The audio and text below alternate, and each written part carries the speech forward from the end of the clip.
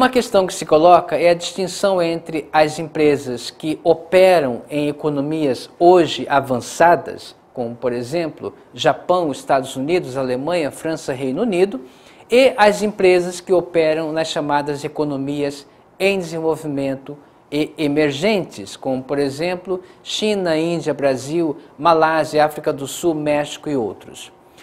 Existe uma diferença, normalmente, em termos da maneira como elas começam a fazer inovação.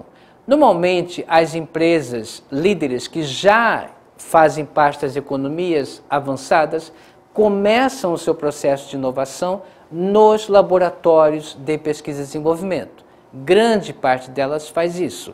Por exemplo, empresas que fazem inovação no Silicon Valley.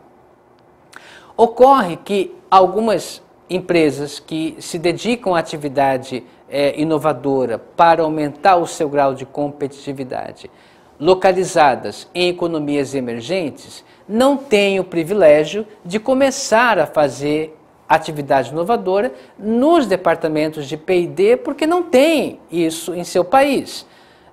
Se nós olharmos para a América Latina, por exemplo, quantos laboratórios sofisticados de P&D existem? Muito poucos. Mas não significa que inovação não está acontecendo aí.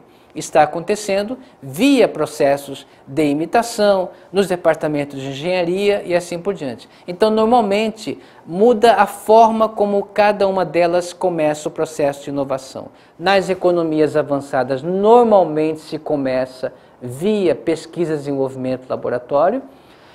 Nas economias emergentes, elas começam por um processo de imitação, como foi o caso da Hyundai na Coreia, começou imitando a Ford até chegar a estágios de desenvolvimento avançado. Assim como no Brasil, a Embraer começou imitando os Estados Unidos em aviões comerciais até desenvolver a sua própria tecnologia de design e conseguir gerar aviões novos para o mundo. Então são trajetórias distintas. Nada impede que uma empresa de qualquer economia emergente possa gerar uma inovação com um grau de novidade internacional e, inclusive, desafiar e tomar o lugar de liderança das economias, de empresas de economias avançadas. Isso tem acontecido ao longo da história. O Japão já foi um país em desenvolvimento cujas empresas tornaram-se inovadoras via imitação e tomaram o lugar de empresas que antes eram líderes nos Estados Unidos ou Alemanha.